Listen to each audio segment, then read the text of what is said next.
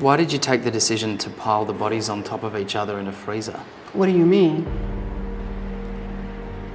Why did you do that? Well, I only had one deep freezer. I mean, take the decision to pile the bodies on top of each other. Where was she gonna go? How did you conceivably sleep at night? I slept well. Of course, at first I cried. It was up because I had to let go of all of that. I'm doing my best, Mitchelle, to listen to what you're saying. However, I need to know that you also accept that you had a number of other options open to you, other than the extreme violence with which you decided to act. What do you mean accept it? You had a number of other options. There were no other options. I'm not playing crazy. I wasn't in depression. None of that. It's no excuse for rape, period. According to police reports, you ordered your eldest daughter to physically lift the body of one of your children. No, I didn't tell her to lift the body. Can you imagine? You're talking about...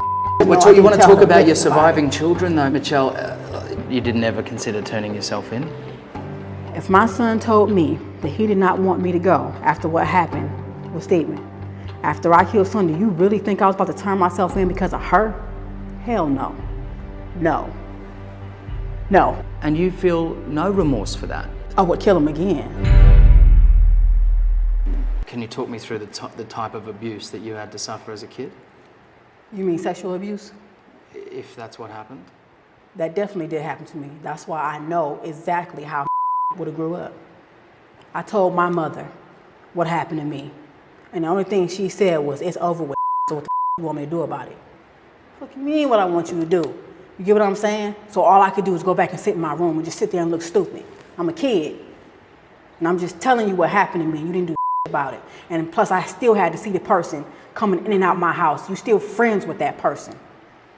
So do you believe that the violent person you went on to become you were a product of your own childhood? I mean, everybody have choices, so I can't just blame all that on my mom because I was still an adult. Maybe I should have tried hard to get over that. But anybody who knows me, that touching the kids, the molesting, that no, no. If that's one thing I definitely would have killed over, it would have always been that. It's like, I grew up I even tried to talk to my mom when I got in my mid-20s. She had strokes and things like that, and I'm like, Mom, she could barely talk. You could barely talk. Because she had so many strokes, and I'm telling you what my problem was always with you. The hitting and all that. I just asked you to do something. The person lives around the corner on this particular time, it was just a woman named She lived around the corner. She want to walk around like she big and bad all day. My mama, you big and bad. Everybody's scared of you. But when I come to you with some real and I tell you what happened to me, you didn't walk your around that corner and do to that woman like a coward. So no. No. And this is why I say my kids knew better, because I've always told them everything that happened to me. I told them why, because I don't understand why it took me so long to tell my mom when I was a kid. You never talked to me about like this, but when I did come to you, you didn't do. So I always made sure I told my kids this. I told them what happened to me, how it happened to me, how it made me feel in detail. And I say, if anybody ever touches y'all, you better tell me. They knew. I always talk to my kids about that touching from anybody. So they definitely knew.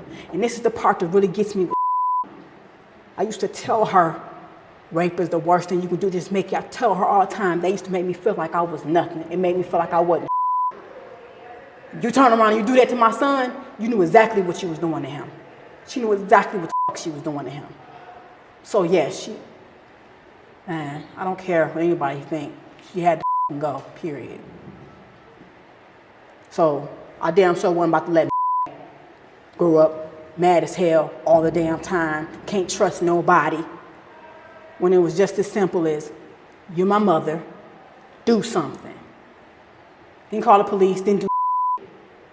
Just said, it's over with now. What the you want me to do about it? That's my response. So yeah, that's the problem. And this is what can happen to a kid. When like that goes, that wasn't happening to my son, period. So when I say he got closure, he got it. I know exactly what he was feeling. Even when my son was talking to me about some of the stuff, he would go like this to his face. He was like, Mom, and it felt so nasty. And that right there, I knew exactly what he was doing. I knew how he was feeling because that's how I used to feel. When he did that, I knew it.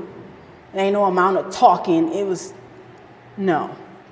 So when you tell me she was a 13-year-old child, okay.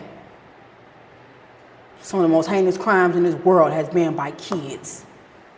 So I don't want to hear that. That's my family. I don't give a damn what America thinks. But I also want to tell America they can kiss my ass. Don't throw no stones, because they got a whole lot coming their way too.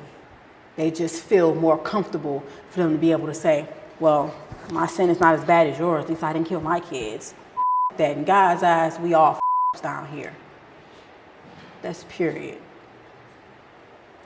Okay. But I love and I love